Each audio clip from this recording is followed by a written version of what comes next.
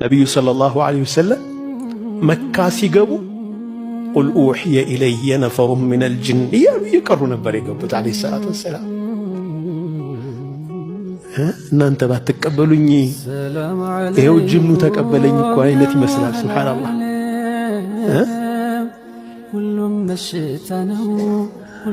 የጣኢፍን እንኳ ሲናገሩ እኮ ለዓኢሻ ረዲየላሁ ዐንሃ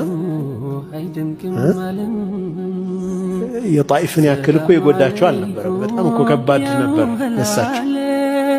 ከዛ ሲመለሱ ግን ቁል ኡሕየ ኢለየ ነፈሩን ሚነል ጅን ፈቃሉ ኢና ሰሚዕና ቁርአነን ዐጀባ።